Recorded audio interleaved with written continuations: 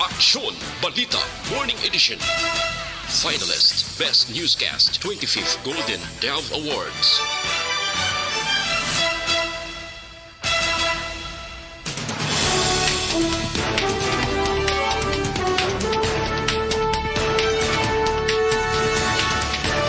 Sa aton mga Pangulong dinalan sa mga balita lokal, ekstensyon sang Provisional Authority para sa mga PUJ ginpaboran sa isa ka opisyal sang LTFRB 6. 11 milyones nga balor sa materyales kag bugas ginpanagtag sa manapektuhan sang Bagyo Odette. Sa balita nasyonal, Duterte bukas sa mga suhestyon para mapahagan-hagan ang epekto sa pagsaka sa presyo sang langis. Minimum wage sa mga empleyado ginapa-review sang DOLE. Maayong aga Bacolod, mga aga Bilugabayan sang Western Visayas. Karong adlaw Biyernes, Marso 11, 2022. Ang inyong news team, Aksyon Dorel Cabato. Kagaksyon Boy Duran. Ang mga balita lokal, pagkatapos lamang sa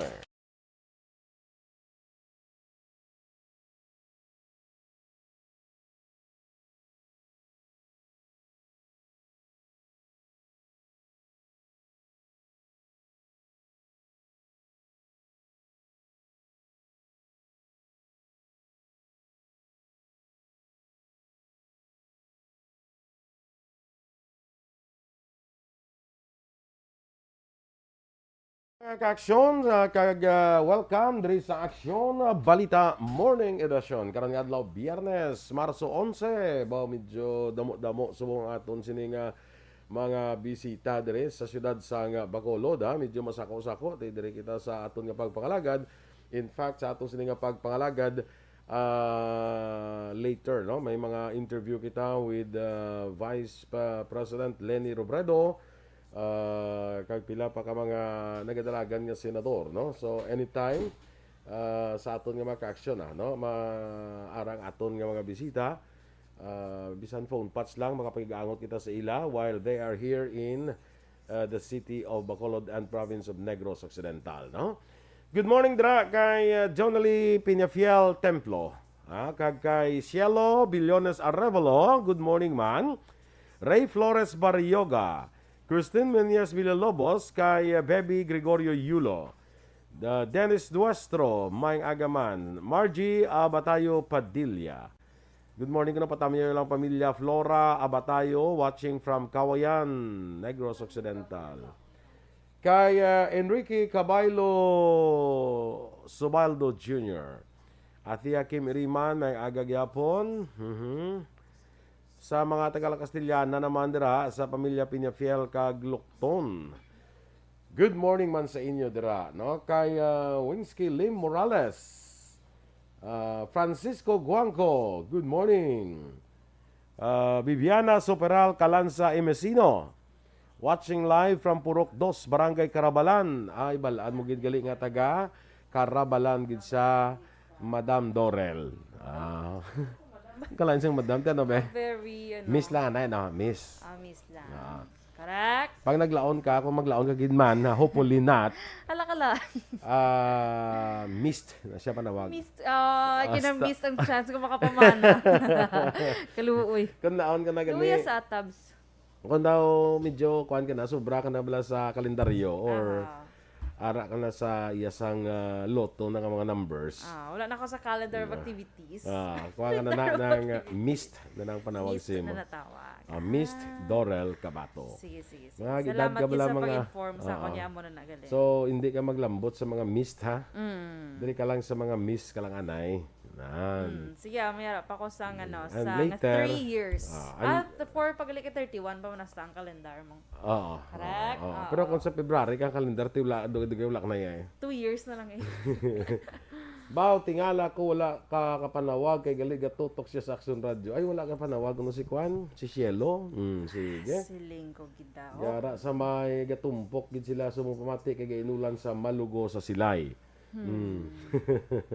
Ay, Action Radio Philippines Standard Time, las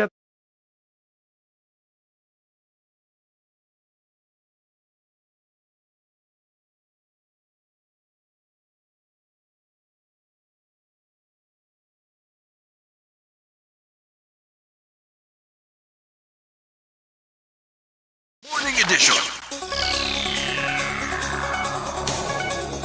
Sa detalye na sa aton mga balita lokal, ginkumpirmaro ni Councilor Dindo Ramos nga mayara na sa isa ka opisyal gikan sa LTFRB Regional Office 6 nga iya nasuglanon angot sa extension sang Provisional Authority nga ginihinyo sa syudad para sa mga public utility jeepney nga nagabiyahe sa syudad sa Bacolod. Sunod kay Ramos, ginkalipay niya nga bisan wala pa man sa opisyal nga sabat ang mataas nga pamunuan sa among ahensya upod sa DOTR. Ang among opisyal ang nagpalayag siya suporta sa apelasyon nga ginhimo sa syudad. Padayon ginapanindugan ni Ramos ang kakulangan sa kahandaan sa syudad kay iban pang mga LGU sa palibot sa pungsod kung implementasyon sa modernization program ang pagambalan. Sa maluang hindi lamang ang extensyon sa Provisional Authority ang ginpangayuan sa syudad sa extension, kundi kalakip man diri ang issue sa selection process nga gidapatuman sa idalom sa amo nga programa.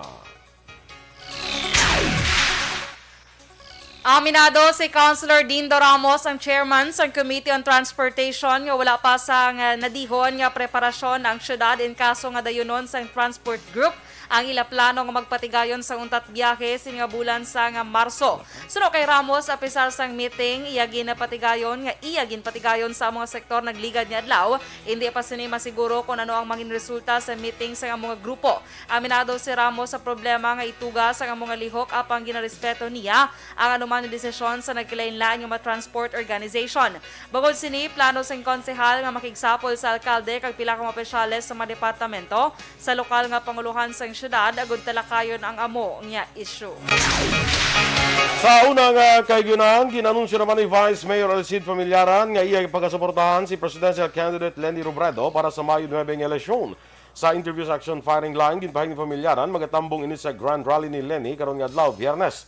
Una na ginpahig ni Familiaran nga si Davao City Mayor Sara Duterte ang iya ginasuportahan sa pagka-vice presidente. Sa personal opinion ni Familiaran nga maga-complement si Robredo kay Duterte. Ginpahig sa vice alkalde nga si Robredo ang isa ka abogada, economist, professor kay ginalantaw nga nagakaigo sa posisyon labi na nga yara ang pungsod sa krisis. Suno pa kay Familiaran na epektibo naman nga alkalde si Mayor Sara kag may performance. Apang iklaro ni Familiaran kung sino man ang magadaog dapat ini nga suportahan. Sa ako ni personal is Lenny is my choice. She's a lawyer and an economist. Correct. She's a practicing lawyer for 15 years, professor of economics. So sa subong kay ari kita sa isa ka crisis. So she's more, for me, she's more fitted. 11 milyones pesos nga balor sang house construction materials kag bugas ang ginpanagtag sang gobyerno probinsyal sa 2,395 persona nga naapektuhan sang Bagyo Odette sa banwa sang Isabela, Negros Occidental kahapon Huwebes. Ini ang kabahin sang Rebuild and Restore Typhoon Odette Relief Operations nga ginpatigayon sang probinsya agud buligan ng mga residente nga makabangon sa halit sang bagyo. Ang pagpanagtag ginpamunuan ni Governor Bong Lacson nga personal nga nagpadulong sa mga distribution areas sa Cultural Center, Gymnasium, Tinungan Covered Court kag Barangay Camp Clark kag may relief distribution man sa covered court sang Kansalungon kag Sikatuna. Suno kay Lacson, 10.4 milyones pesos ang ginpanagtag nga roofing materials kag 600,000 pesos nga balor sang bugas. Duterte bukas sa mga suwestyon para mapahaganagan ang epekto sa pagsaka sa presyo sang langis. Samtang minimum wage sa mga empleyado ginapa-review sang DOLE. Ang detalye sa mga balita nasyonal sa mabalik sang Aksyon Balita Morning Edition.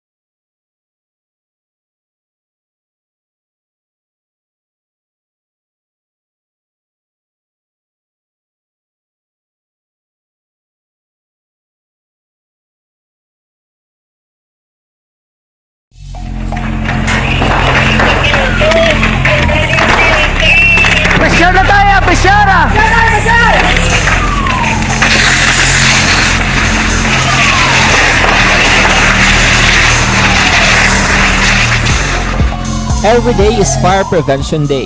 Gani importante nga maihibalo kita kung paano malikawan ang sunog. Yari ang pila ka mga action tips angot sa fire prevention. Sa tiun nga maghalin sa balay, siguraduhon nga naka-unplug ang tanan nga saksakan. Likawan ang octopus connection o kung ang pagsaksak sang madamo nga gamit sa isa ka outlet.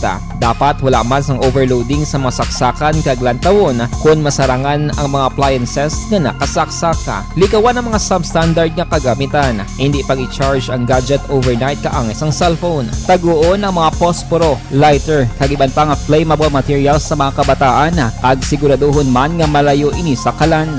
Siguraduhon man nga wala nagalik ang inyong LPG. Sa isa ka business establishment, dapat mayara sang fire extinguisher kag dapat nakahibalo ang tanan sa pag-usar sini. Hibaloon man ang expiration date sang fire extinguisher kag i-refill kung expired na. Magpreparar sang fire exit plan laki padiri ang emergency exit o kung ang lugar nga wala sang harang nga pwede guwaan sa tiun sang sunog. Dapat nakasave sa inyong mga cellphone ang mga emergency numbers nga pwede tawagan sa tiun sang emerhensya. Kung nagakalayo ang imo nga lawas, himuon ang stop, drop, kag roll para malikawan ang sunog nagakinahanglan ini. Kay Armando Libuon, maayong aga dira, watching live from Manila. Kay Juvie Monares, kag Ricky Calves. Sa kay Phil Alonsagay, maayong aga liwat dira sa Tokyo, Japan. Jerry Gadudo, Rochelle Evangelista, kag kay Sol Lama Barnatsa. Sawadika. Blessed sa may Friday sa atong Thailand. tanan. Kay Joel Ditumal sa Barangay Takuling. Of course, kay Ma'am Vanessa Mayo, maayong aga man sa imo. No? Dira kay Dr. Matt Mayo, good morning.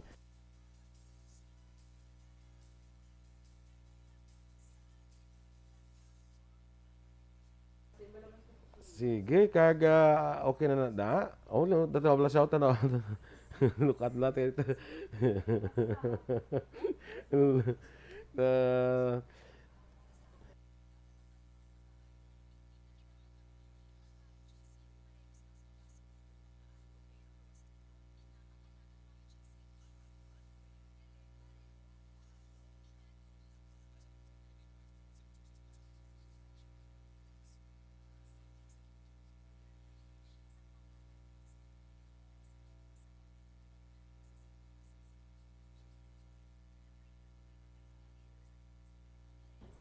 Sige.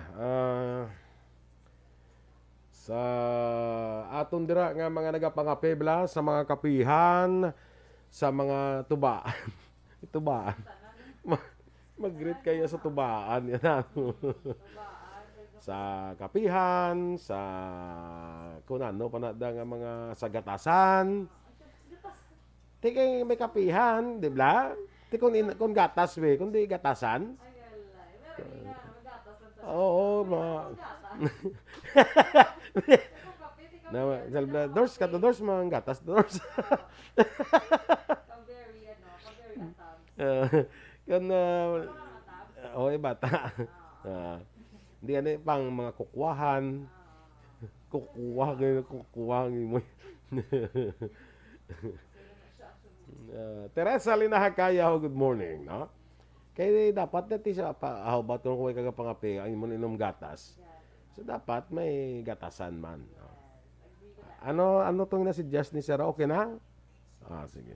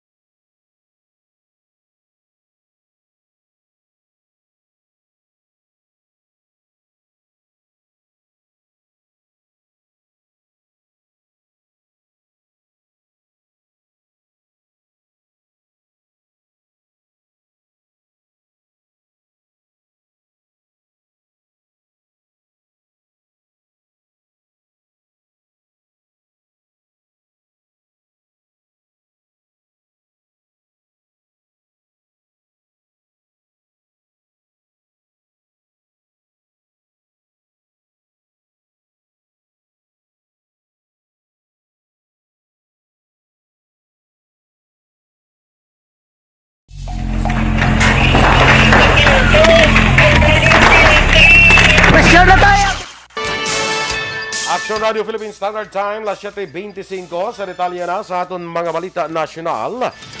Bukas anuman nga sesyon si Presidente Rodrigo Duterte kung paano mapahaganaga ng epekto sang big-time fuel price increase. Lakip sa mga sesyon mo ang suspensyon sang excise tax sa produkto sa petrolyo kag pagdeklarar sa state of economic emergency.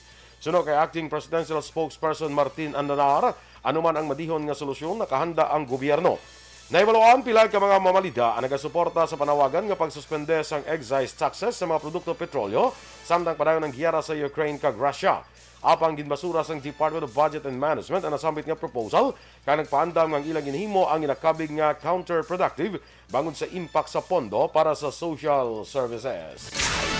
Gina-review ni Labor Secretary Silvestre Bello III ang ginapatuman nga minimum wage sa mga empleyado sa pungsod sa pihak sa padanya pagsaka sang gatong kag nagapanguna nga balaklon. Ginmandoan ni Bello ang Regional Tripartite Wages and Productivity Board nga padasigo ng pagtuon sa minimum wage. Suno kay Bello, posible maging basehan ang oil price hike nga resulta sa krisis sa Ukraine para sa marekomendar ang age o kon wage board sang adjustment sa sweldo. Pero sunod sa opisyal, dapat man ikonsiderar ang mga employer sa ginaduso nga saka sa sweldo. Ginatunan sa karon sa Associated Labor Union Trade Union Congress of the Philippines kung pilang iduso nga saka sa sweldo.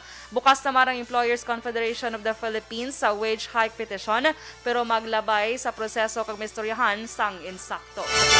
Sigurado naman ang pag-uswag sa negosyo, agrikultura ka sektor sa ikayong lawas sa bilog nga pungsod kung mayara sang husto nga bag-ang tanay ang gobyerno nga mga local government units. Ini naman ang ginpahayag ni Partido Reforma Standard Bearer Panfilo Ping Lacson. Sa pagbisita ni Lacson sa nagkalain lugar sa pungsod, kaupod ang running mate na si Senate President Vicente Tito Soto III. Mas pa nila naobserbahan ang disconnect sa mga programa kag polisiya nga ginapatuman sa pila ka mga ahensya sa gobyerno sa matudtuon nga kinanglanon sa komunidad o kung sektor nga dapat magabenepisyo dire. Kalakip sa mga natukiban ni Lacson Soto Tandem nga kalabanan sa mga mangunguma, mangisda kag sa sektor sa pampubliko nga transportasyon nga ilan na kaistorya ang kakulang o kung wala sang nabaton nga ayuda halin sa gobyerno karon nga pandemya. Suno sa ila indi pondo ang may kakulangan bangod naisip na sa mga senador nga magtigana sang pondo sa national budget kag dapat nga mabaton na sang ayuda sa mga Pilipino nga naapektuhan sang dako sang COVID-19 pandemic. May pahayag man si Lacson angot sa mga nagkriticize, nagapangako lamang sila sa publiko bangod panahon sang kampanya kay nagpahayag nga dapat nga ginhimo na nila ini bilang nahimo na niya ini bilang senador. Pangunahon na ako nagapanguna naman nga motivation na ni Lacson kag Soto para magpapili bilang presidente kag vice presidente nga mapatuman ang makasuguan nga ilis ni ginduso sa Senado agud nga makabenepisyo sang husto ang ordinaryo nga Pilipino. Ini man ang sa likod sa ila tinutuyo nga aayusin ang gobyerno, aayusin ang buhay ng bawat Pilipino kag uubusin ang magnanakaw. Nagpanumdom ang COMELEC sa national kag local candidates nga ginadumilian ang pagpatigayon sang raffle sa tion sang pagpangampanya. Sunod kay COMELEC spokesperson James Jimenez, sa tion niya mag-umpisa ang campaign period, posible makasuhan sila rason nga dapat hindi nila ini paghimuon.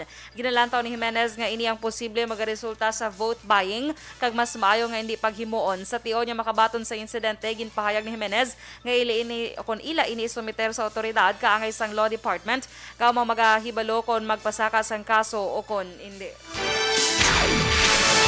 Action Radio Philippines Standard Time, las 7:29 sa siningabahin mga ka-aksyon sa aton nga pagpangalagad. Mangin kaupod naton diri sa aton nga linya, no? Kasi naton may mga bisita kita. Kag isa sa aton bisita sa aton nga programa, ang isa sa nagapadalagan karon senador sa sining 2022 elections. Ang aton bisita, 3 ka beses nga naging alkalde sa Quezon City, nagduso sa pinakamadamo nga pagbag-o sa panggobyerno sang siyudad sa Quezon. Ilabi na sa proseso bala sa pagtransaksyon sa City Hall, kag bisan sa mga programa sa mga sektor sa Quezon City nga para sa mga pigado, mga mamumugon kag mga kababainhan.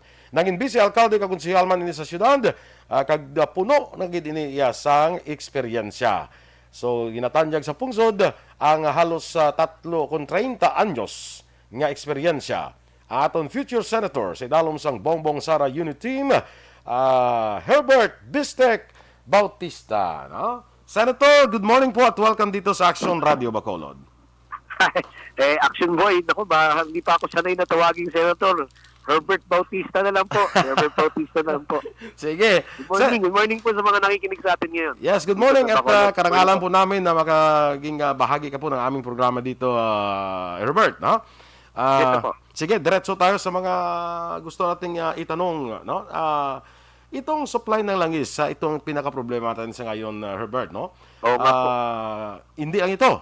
May problema tayo sa agrikultura, yung mais natin at trigo dahil din sa giyera sa Ukraine.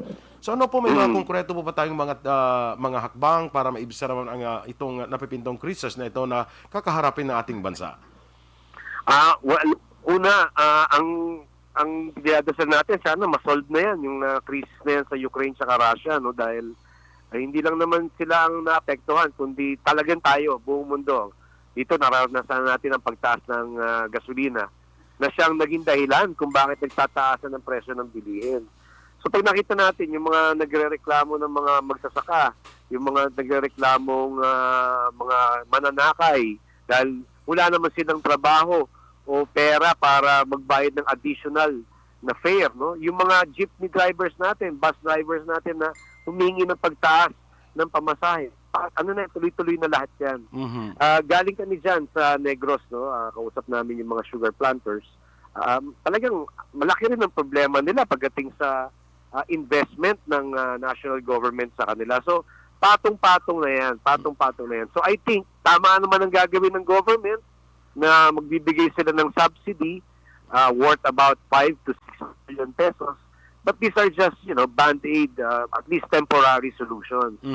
In the long term, dapat ituloy ng gobyerno yung plano ng Department of Energy na bilhin muli sa private sector yung petro dealership, no? Kasi tuloy pa rin naman ang private sector like Shell, like lahat ng mga private sector na distribute ng gasolina.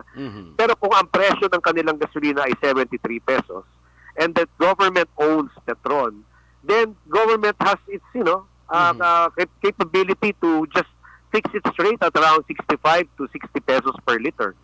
Pag mababa ang presyo mo, that's competition to the private sector. Baka bumaba rin sila. Or, if it's not competition, then therefore, hindi yung direct subsidy na 3,000 pesos, ayuda. Kung hindi, doon ngayon pupunta yung mga PUJ, PUB, mga public utility vehicles, at saka yung mga siguro, importante, lahat ng mga nakalista doon sa LTFRB na binigyan ng prangkisa.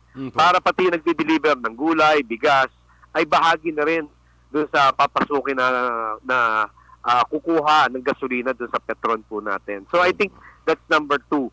Number 3, the third step is pag-aralan natin yung pagbabalik ng OPSF. Okay. Question there is, yung Oil Price Stabilization Fund, saan tayo kukuha ang pondo? Well, you already have the excise tax on oil at saka yung VAT. No?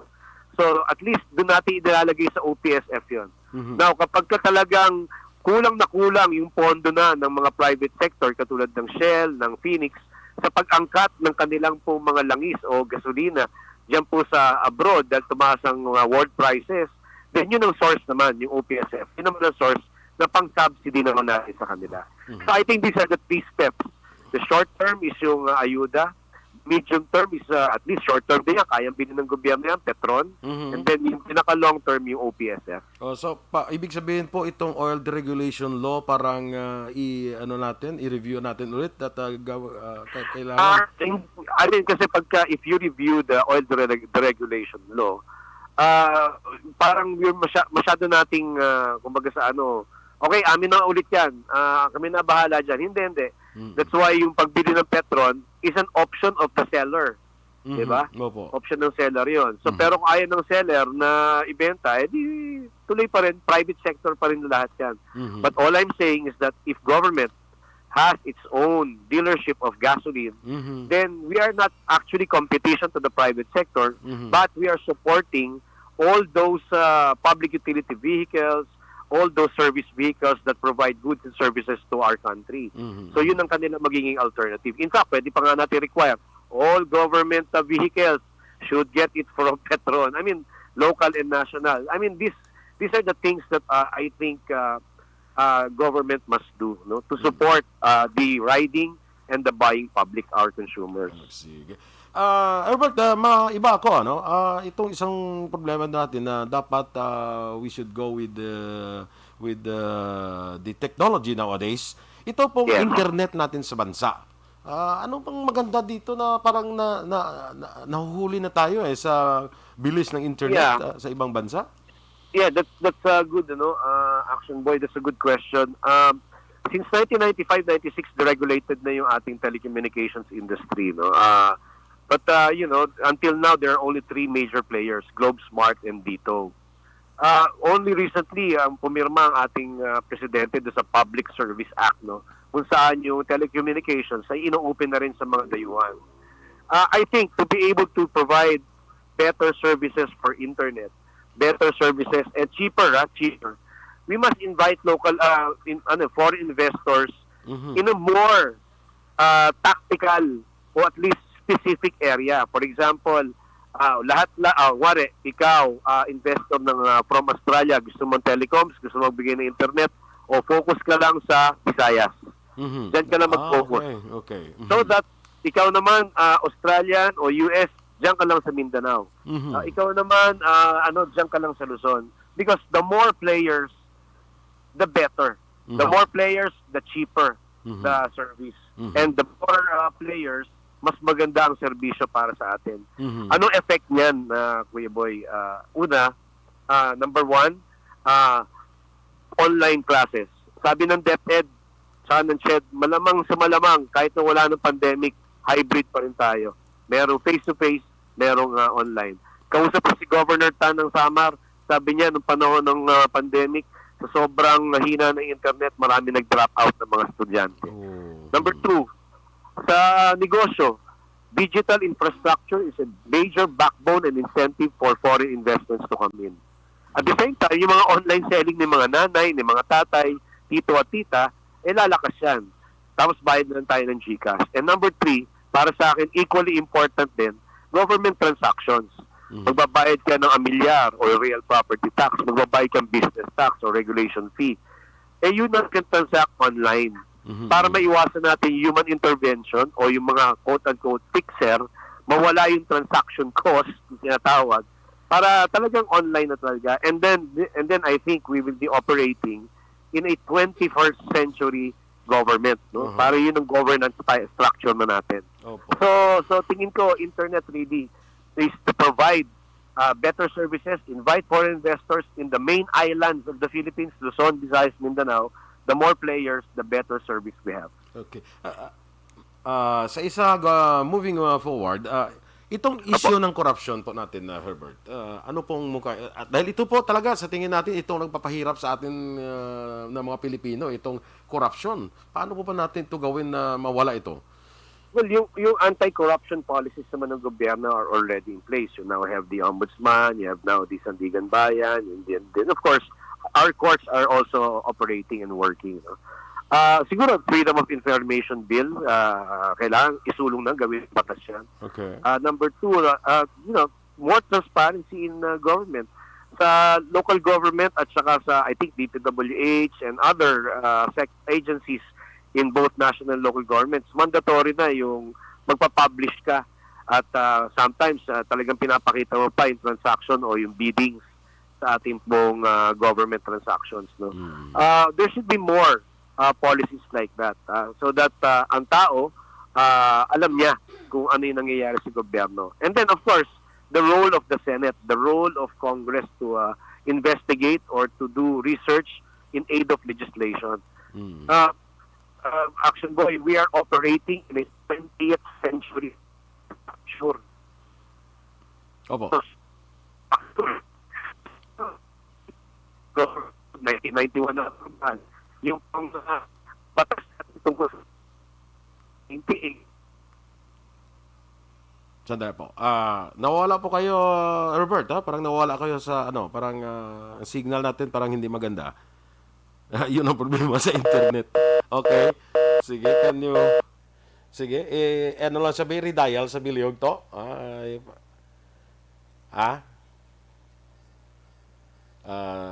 Sige, anyway, nautod ang linya. ni Herbert. Nami ito taning iyang istorya, no? Parte sa issue sa korupsyon. Kag may mga last question pa tadi tanin sa kay Herbert, no? Let's try to see kung ara pa siya kung makatawag siya balik, no? Anyway, sige. Action Radio Philippine Standard Time, 7:41 ang nabatian ninyo bago ilang. Herbert Bautista, no? Bistek. Nung dumako ni sa una sa hindi ko ni sa una kita sa una man daw Flor de Luna, bla sa una sa TV series sa Flor de Luna. Hindi mo siya nakita. Kag sa Captain Barbell. Captain Kung Captain Barbell na siya, sino siya gani? si Edo Manzano. Imo nga Mike. Kaon siya ba? Kaon gani. Mo tina to alay na ang imo nga kuan bala na Ay, sorry. Anong naman? do sa wala lang do sa inyo ka lang balang. Anyway, so thank you sa kay Herbert Bautista running for senator sa sining 2022 elections. Dugay man isang dahil lang kay base ara na siya, no? Nagbalik siya. Okay. Sige.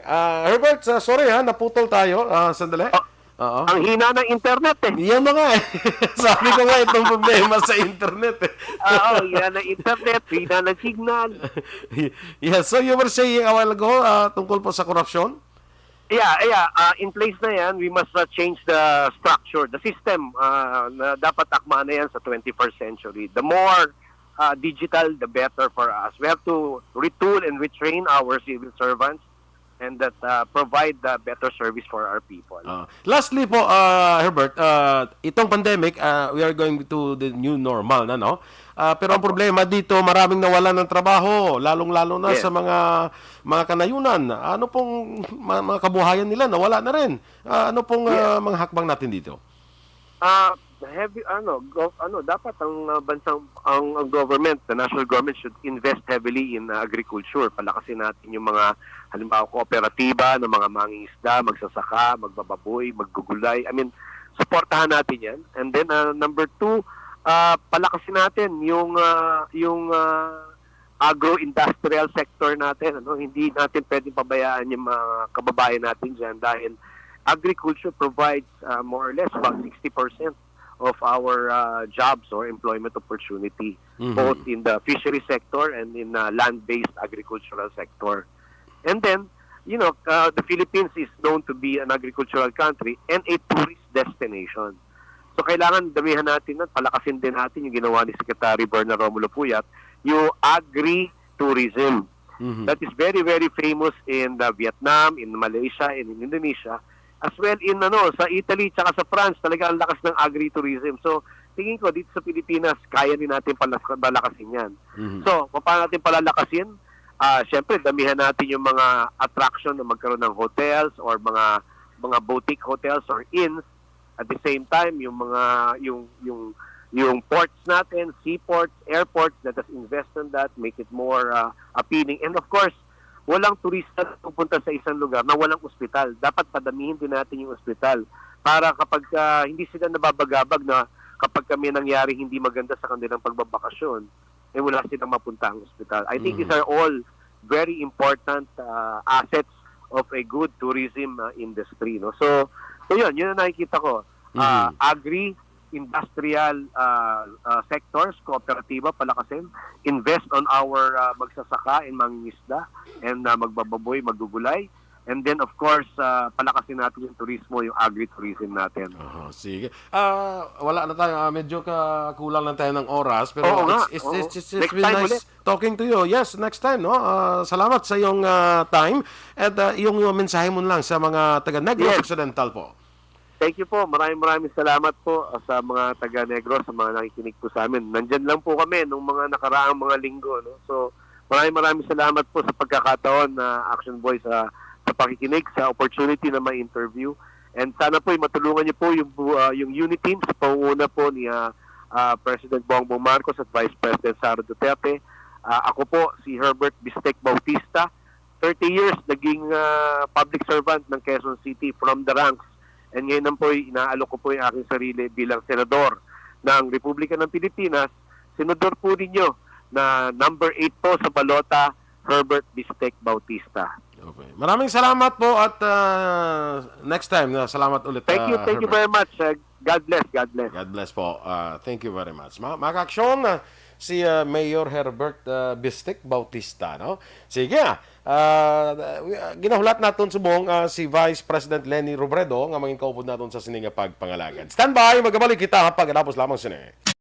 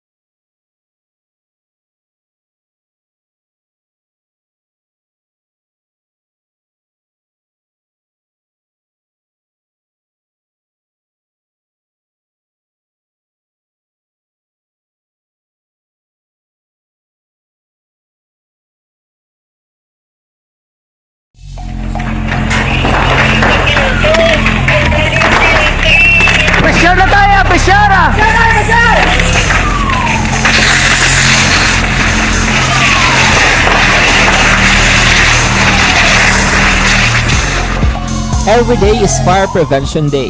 Gani importante nga maihibalo kita kung paano malikawan ang sunog. Yari ang pila ka mga action tips angot sa fire prevention. Sa tion nga maghalin sa balay, siguraduhon nga naka-unplug ang tanan nga saksakan. Likawan ang octopus connection o kung ang pagsaksak sang madamo nga gamit sa isa ka outlet. Dapat wala man sang overloading sa mga saksakan kag lantawon kung masarangan ang mga appliances nga nakasaksaka. Likawan ang mga substandard nga kagamitan. Hindi pag i-charge ang gadget overnight kaang isang cellphone. Taguon ang mga posporo, lighter, kag iban pa nga flammable materials sa mga kabataan. Kag siguraduhon man nga malayo ini sa kalan. Siguraduhon man nga wala nagalik ang inyong LPG. Sa isa ka business establishment, dapat mayara sang fire extinguisher kag dapat nakahibalo ang tanan sa pag-usar sini. Hibaloon man ang expiration date sang fire extinguisher kag i-refill kung expired na. Magpreparar sang fire exit plan laki padiri ang emergency exit o kung ang lugar nga wala sang harang nga pwede guwaan sa tion sang sunog.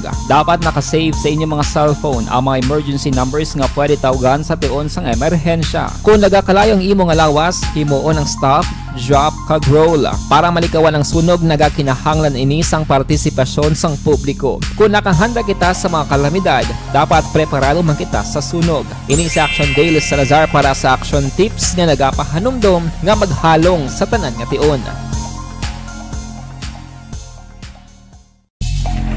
Nalamon sa pagpili sang kandidato, pangin mabinantayon kag mainid sa mga ibutang sa pwesto. Umpisahi ang pagbago paagi sa wais sa pagpili karon nga eleksyon. Yari ang pila ka mga tips para sa wais may nalamon kag insakto nga pagpili sang pagabutohon. Una, maghimo sang listahan sa mga kandidato kag maghimo sang listahan sang posible iboto. Ini ang pwede mo ibase sa ila plataporma kag mga panindugan sa kada isyu. Ikaduha, kibalua ang mga isyu o kung tupiko nga importante sa imo bilang isa ka botante. Magdesisyon kung ang para sa imo nga tupiko nga dapat hatagan sang pagtamod, isyu kaangay sang government transparency, human rights, unemployment, korupsyon, kapigaduhon, mataas nga crime rate, rural area development, mga environmental issues kaangay sang polusyon, COVID-19 kag iban pa. Ikatatlo, kilalaha ang mga kandidato. Agud nga mas makilala ang mga kandidato, i-konsiderar ang pila ka mga puntos kaangay sang paglantaw sang debate kag public discussion sa mga kandidato kag hibalua ang leadership background o kung eksperyensya sa pagpamuno kag performance sa isa ka kandidato. boto. Ikaapat, kag ang labi nga importante sa tanan, magboto. Mauyang lamang ang tanan mo nga ginhimo nga preparasyon kung hindi ka magboto sa maabot nga eleksyon. Dumduma ang mga ka-aksyon. Ang pagboto ang isa nga kinamatarong. Hindi pag-uya nga kaysa kada boto mo, dako sini ang dala nga pagbago. Itama ang boto, iboto ang tama. Para sa action tips, ini naman sa action Dorel Cabato. Sa din ka mangabahin sang Pinas, labuton ka sa amon balita kag serbisyo. Sama-sama tayo, Pilipino. Una sa balita, una sa aksyon, sa Bacolod, Aksyon Radio. The Candidates Forum. The Candidates Forum, hibaloon ang mga plataporma di gobyerno. Usisaon ang nahimuan kag inagihan sa mga politiko. Patpaton ang mga proyekto nga ila ginaplano. The Candidates Forum, programa sa Aksyon Radyo Bacolod kag Northwest In nga magahatag kay gayunan sa publiko nga mas makilalaan sang husto ang mga kandidato sa 2022 national and local elections. The Candidates Forum. The Candidates Forum. Hosted by Aksyon Boy Duran with guest panelists Aksyon Fred Salanga, Aksyon Rex Cantong, Aksyon Art Tayupon, Aksyon Brian Morden, Aksyon Eric Magbanwa, kag Aksyon Marlon Genovea. Diri lang sa Aksyon Radyo Bacolod. The Candidates Forum. Account ko ni. Ang imo account, imo responsibilidad. Account ko ni. Bangod sang pagsanyog sang teknolohiya, madamo ang natagan sang kaygayunan nga makabuylog sa mga aktibidad sa digital world. Account ko ni. Bangod man sini, mas nabutang sa risgo ang integridad kag kredibilidad sa nagapanag-iya sang account. Account ko ni. Kung maisog ka nga netizen, magpakita ka. Account ko ni. Kung responsable ka nga Pinoy, magpakilala ka. Account ko ni. Batuan ang paglaptas ng sala nga balita kag impormasyon. Manging modelo sa matuod nga serbisyo publiko online. Account ko ni. Isa ka online campaign sang Aksyon Radyo Bacolod. Account ko ni. Bangod sa pamahog sing COVID-19 pandemic, madamo sing kompanya kag local government unit ang nagpatuman sang work from home sa ilang mga empleyado. Naga-work from home kung naka-close contact sa nagpositibo sa virus o kung mismo nagpositibo sa COVID-19. Madamo sang benepisyo ang mahatag sang work from home, pero hindi naton malikawan nga ma-bored kag ma-stress bangod sa sini nga setup sa masobra na isa ka tuig nga pagpakiaway sa COVID-19. Base sa pagtuon sa United Nations International Labor Organizations, nagatugas sing stress ang tuman niya pag-usas ng gadgets kaangay sa cellphone kag computer. Gani, iyarin tila ng mga poslano nga action tips sa mga nag-work from home. Una, mag-set up sa workspace sa mga balay sa tuyo nga makafocus sa imong trabaho. Standard time, last 7:53.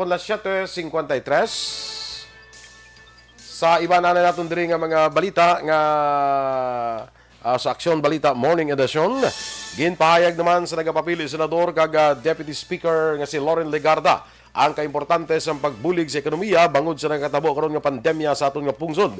Ginduso ni Legarda ang mga preparasyon nga ginahimo sa mga departamento sang gobyerno angot sa pagbalik sa new normal nga dapat hatagan ini sang atensyon. Bilang author sang Barangay Kabuhayan Act kag sang Micro, Small and Medium Enterprises Law, nanindugan ang Deputy Speaker sa kaimportante sa pagbukas sa mga negosyo kag paghatag sang gobyerno sang mga opsyon sa mga pumuluyo nga agud ni lamay kaugalingon nga palangitanan. Ginapahayag man ni Legarda nga dapat usisaon sa maayos sang gobyerno ang posibilidad nga pabaskugon ang mga programa para sa paghatag sang edukasyon kag palangitanan sa mga pumuluyo. Sa piyak sa panawagan sa safe nga pagbukas sa mga negosyo, ginpanumduman ni Deputy Speaker Loren Legarda ang tanan nga magsunod sa protocol nga pang-away ini sa COVID bangod ang pandemya ang wala pagyapon na dula. Ginasuportahan man niya ang tanan nga mga tikang nahimo para sa pag-away sa pandemya, lakip na ang pagpatuman sang new normal guidelines agud mag-away sa COVID-19. Kag sa atong balita sa patag sang sports,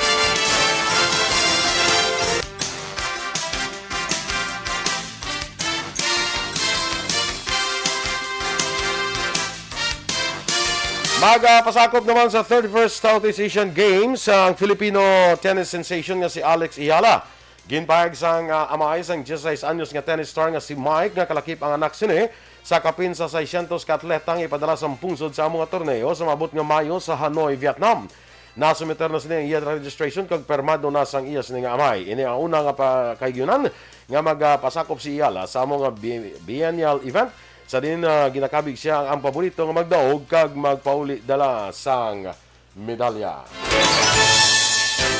Kag sa detalye balita international, nagabot na sa Turkey ang mga foreign ministers ang Russia kag Ukraine para sa face-to-face talks. Ini ang unang high-level contact sa tunga sang duha ka bahin humalin sa atakihon sang Moscow ang Ukraine. Ang mga opisyal gikan sa Kiev kag Moscow ang nagpatigayon sang pila ka round sa mga diskusyonan sa ukon sang pagadiskusyonan sa Belarus apang pagsinapol sa southern city sa Antalya ang nagataglawas sa unang kayganan nga ang Russia ang nagpadala sang isa ka ministro para sa mga pagsinapol sa krisis. Nakaabot na sa Antalya ang Ukrainian Foreign Minister nga si Dmytro Kuleba para sa mga pagsinapol sa pag-untat ng Russia sa pagpakig-away sini kag sa pagtapos ng away sini batok sa Ukraine. Nagabot naman ang iya Russian counterpart nga si Sergey Lavrov para sa mga pagsinapol. Aksyon Balita Morning Edition.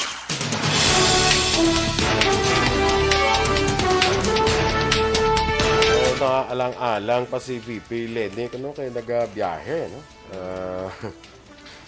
Mike si Herbert kay paghambal sang oras yara dayon no. Pag actually naka-schedule man si Herbert 7:30. Pag 7:30 na magda si Herbert no. Automatic dayon. Automatic yan no. Munang mga importante sa mga ako nga mga opisyal ako kinahanglan kuan gid no. Ara dayon on time. Oo. Kung wala ka pamiya ka dali mo. Sino to ilapit na biyaan sa una? Shout out ano ibi. Ako yung doon niya magkanya biyaan kada niya ron. Katilaw ka na may ginkantuan ko gin-invite ako. Nga sila nga liko na oras, nga alas 4, liko okay. Mga Nya nya alas 4, liko okay. Alas 4, te alas 3:55. Ara na ko sa ulunhan nang park, kakuan ko vlog sa kailas lakya ko kay hulog na. Pangana na alas 4 dahil ko abot dahil ko lakat sa video. Pag-abot ko sa venue, anong restaurant mo? Lingko dai sa kuan la sa cashier bala o sa something amna. Ko dai nang way pa ditawo. Nya sir sa media ka sir lingko. Nya do wala ko man sila sir, kalas 4 mo do way man sila sir. Niko dali lang ko dai nagambala sila maglabot na ton si Boy Duran nagkadto diha. Aton na ti pag-abot ko na ton wala sila, ti mapuli na kuya. Kaya alas 4 man ang planay mo. Wes lang kaabot. Igos lang mag-text sa ako niya alas 6. Ay, kala alas 6 sa gabi. Nya din ka na rin na kami di. Niko kamo nalanda. Ay, kalain ba? Kalain eh. Alaga ko la to kali na 2 hours gili ya. Ay, balo ka mo na mo. Adum doara man sa una nga basta ang balo ka basta time. Balo ka. Ang imo pag-observe sa time is also showing respect to others. Yes, correct. Ako sa una katilaw ko na sa una doors nga Manila kami. Pod ko mga nagamidya man. Di akong lead kay akong presidente mo, no? Niko buwas nang ano ka mo pwede niya no oras na malakat boss press niko alas 9, ha? Alas 9 tamalakat tapos siling ko basta alas 9 pagka alas 9 malakat hindi alas 8:55 hindi alas 9:05 pag alas 9:05 ara na kuya tapos nagsaka ko pagsaka ko sa sakyan siling ko magno alas 9 naling ko sa driver ko nakita ko mapod ko dinalagan sila Nilagan sila. Na yan no sige anyway because time is gold. Sige. Correct number niya, no? So, inyo ginpamatiyan aton mga balita diri sa Aksyon Balita Morning Edition. Standby na kita sa Action Hotline, Direction Art Tayhupon. Sakay Action Art na lang guro si VP Lenny. Kaya kalain sa Chimpo kayo na no? Doon nagpa San Carlos siya, tapos doon nag-chopper. Kita mo Chimpo nga dito kalain, guro signal, guro bla hindi pamayo. Chopper lang sa kadaan kay Macmo San Carlos tapos Makabankalan pa sa. Abi ko ganiya ano lang San Carlos, Sagay, tapos sa Sagay Kabankalan. may Mamaylan, La Carlota, Hinigaran. Inigaran, tapos Bacolod. Bacolod. Yan dal. Ay, by the way, sa aton nga mga ka-action, may kuwan karon na, may mga road closure karon na, ng monitor gid ka mo, kay base maalang-alang, bla ka mo karon sa mga road closure, diri lang sa kuwan sa palibot sa Paglaom Sports Complex, bla. Ti may mga road closure, kita mo ka pa ng mga pamangkot, huwag na sa imo, bla nga din ko karon magi, sini nga aga, I think do, may, matiin nyo lang karon, kay may report karon atong patrol, angot sa mga pagpasira sa pila ka mga dalanon diri sa Bacolod bangod sining Grand People's Rally ni Vice President Leni Robredo dira sa may Paglaom, Sports Complex, no? So monitor gid mayo ha para nga makakuha ka mo sang guide. Tiyang dalan sa Action Boy sa kilid Lizares kag Hernaez. Kuan na Hernaez amo ng Libertad, no? Hernaez, Libertad. Ang Araneta, ang Lacson, kag ang Lizares. No? Amo na nga mga dalan ang medyo may mga temporaryo karon nga road closure, no? So medyo kuan kita, tanawon ta nga daan kag planuhon ta na kung in kaso gid man nga nagaagi kita sa sina nga malagyan, okay? Yes. Sige. So standby na sa action hotline, direksyon Art Tayhupon. Ang inyo naman din ng news team. Action Dorel Cabal. Kag-action Boy Duran, mga ka-action din ka man sa Pinas. Labuton ka sa amon balita kag serbisyo. Sama-sama tayo, Pilipino. Una sa balita, una sa aksyon. Sa Bacolod Action Radio.